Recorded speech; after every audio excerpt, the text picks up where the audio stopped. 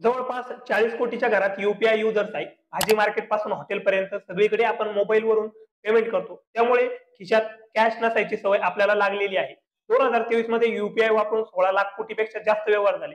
पण यासोबत आजकाल युपीआय फ्रॉड करण्याचे प्रमाण सुद्धा वाढलं आहे. सायबर क्राईमच्या एका आकड्यानुसार या 16 लाख कोटीच्या व्यवहारापैकी जवळपास 30,000 कोटी रुपयांची चोरी केली गेली.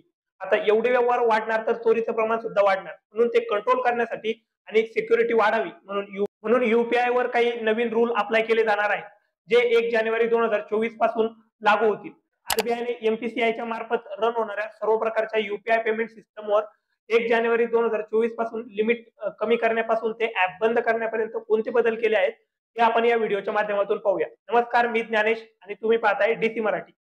पहिला नियम असा आहे की 2023 मध्ये तुम्ही न वापरलेले सर्व युपीआय ऍप लॉक होतील. हा नियम असा आहे, जर गुगल पे, फोन पे, पेटीएम, अमेझॉन, भीम पे यापैकी कोणताही ऍप तुमच्या फोनमध्ये असेल आणि संपूर्ण वर्षात तुम्ही एकदाही याचा वापर केला नसेल तर तो सिक्युरिटीच्या रिझनसाठी आरबीआय द्वारा रद्द केला. म्हणजे जर तुम्ही 1 जानेवारी 2023 ते 31 डिसेंबर 2023 मध्ये ज्या ऍप मधून एकही व्यवहार केला नसेल तो ऍप रद्द केला जाईल. दुसरा आहे डेली पेमेंट लिमिट. म्हणजे युपीआय पेमेंटवर आता लिमिटेशन लावण्यात येणार आहे. डेली पेमेंट लिमिट हे आता कमी केलं जाणार आहे. आता हे लिमिट असेल फक्त 1 लाखापर्यंत. 1 लाखावर कोणताही व्यवहार तुम्ही आता युपीआय वरून करू शकणार नाही. तिसरा आहे special payment limit. Special payment limit हे 5 लाखापर्यंत केलं जाणार आहे. स्पेशल पेमेंट लिमिट म्हणजे शाळा, कॉलेजेस, हॉस्पिटल यामधली फी जी असणार आहे, तिथले बिल हे सर्व प्रकारचे व्यवहार जे असणार आहे तिथलं पेमेंट तुम्ही एका दिवसाच्या आत 5 लाखापर्यंत करू शकणार आहात. चौथा आहे ट्रान्झॅक्शन सेटलमेंट टाइम. हा खूप महत्वाचा बदल असणार आहे. युपीआयने वाढणारा सायबर गुन्हा लक्षात घेऊन ते रोखण्यासाठी एक अत्यंत महत्वाचा बदल केलाय. जानेवारी 2024 पासून 2000 पेक्षा जास्त रकमेचे व्यवहार पूर्ण होण्यासाठी 4 तास लागणार आहे. आतापर्यंत या सिस्टीम मध्ये युपीआयने पेमेंट केलं तर पेमेंट लगेचच समोरच्या व्यक्तीच्या अकाउंटमध्ये जमा व्हायचं. पण आता 2024 पासून कोणतेही नवीन व्यक्तीशी तुम्ही केलेला युपीआय व्यवहार जो आहे तो पूर्ण व्हायला 4 तास लागणार आहे. इथे एक गोष्ट लक्षात घेण्यासारखी अशी आहे की जर तुम्ही कोणाशीही नेहमी व्यवहार करत असाल तर तुम्ही हा नियम तुमच्यासाठी लागू होणार नाही. हा नियम फक्त आणि फक्त नवीन लोकांसोबत होणाऱ्या 2000 रुपयांच्या वरच्या ट्रान्झॅक्शनवर लागू होणार आहे.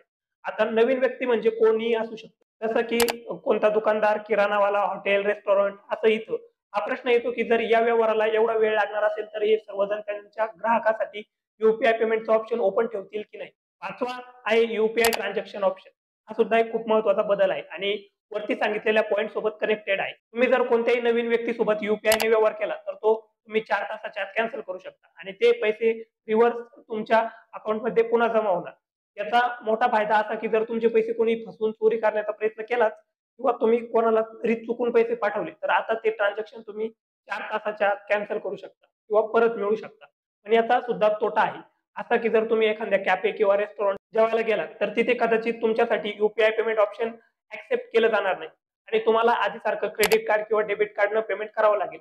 किंवा एखाद्या दुकानदार जर तुम्ही पेमेंट केल्यानंतर 4 तासांनी वस्तूची डिलिव्हरी देऊ शकतो. तुम्ही ट्रान्झॅक्शन कॅन्सल केलं तर काय होणार ही भीती असेल, म्हणून ते अशी रिस्क घेणं टाळू शकतात. 6वं आहे बँक अकाउंट नेम युपीआय मध्ये डिस्प्ले होणार. आता तुम्ही कुठेही पेमेंट करायला गेलात तर त्या विक्रेत्याचं खरं नाव तुम्हाला पेमेंट करताना दिसणार आहे. म्हणजे बँक डिटेल मधलं असलेलं खरं नाव तुम्हाला दिसतं. त्यामुळे यात थोडी ट्रान्सपरन्सी वाढणार आहे. 7वं आहे युपीआय क्रेडिट लाईफ. युपीआय ने पेमेंट करायला बँकमध्ये पैसे असणे हा इम्पॉर्टंट होतं. आतापर्यंत तुम्ही तुमच्या अकाउंटमध्ये पैसे असतील तरच पेमेंट करू शकत होता. पण आता 2024 पासून तुम्ही बँकेला रिक्वेस्ट करून क्रेडिट घेऊ शकता. याचा फायदा असा की जर तुमच्या अकाउंटला कमी पैसे शिल्लक असतील तर तुम्ही क्रेडिट घेऊन जास्त पेमेंट करू शकता. ही सर्व्हिस बँक तुम्हाला तुमच्या सिव्हिल स्कोर आणि ट्रॅक रेकॉर्ड चेक करून देईल. थोडक्यात सांगायचं तर युपीआय आता क्रेडिट कार्ड सारखा वापर करता येऊ शकतो.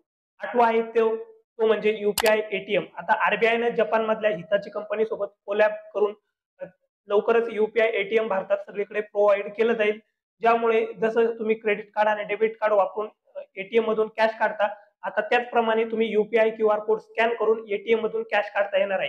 9 आहे युपीआय ट्रान्झॅक्शन चार्ज. जर कोणी युपीआय क्रेडिट लिमिट वापरून किंवा क्रेडिट कार्ड वापरून युपीआय वॅलेटमध्ये पैसे जमा केले, आता ही सर्व्हिस फक्त पेटीएमला अवेलेबल आहे. पण जर का तुम्ही युपीआय वॅलेटमध्ये पैसे जमा केले असतील तर त्यातून युपीआय पेमेंट केलं असेल तर त्या विक्रेत्याला 1.1% सर्व्हिस चार्ज द्यावा लागेल. हा सुद्धा महत्वाचा बदल होणार आहे.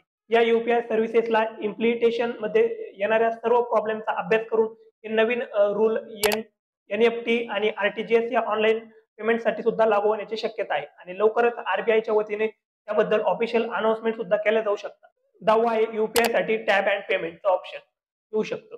2024 साठी यूपीआयचे नियम बदलले आहेत. त्यामुळे जसं तुम्ही डेबिट किंवा क्रेडिट कार्डनं टॅप अँड पेचं ऑप्शन वापरता, तसा आता यूपीआय द्वारा पेमेंट करणाऱ्या ग्राहकांना लवकरच टॅप अँड पेची सुविधा मिळू शकते. त्यात तुम्हाला तुमचा मोबाईल नंबर पेमेंट मशीनला टॅप अँड टच करावा लागेल आणि मग पेमेंट होणार. नॅशनल पेमेंट कॉर्पोरेशन ऑफ इंडियाने ही सर्व्हिस देणारी प्रोसेस सुरू केली असं सांगितलं जात आहे.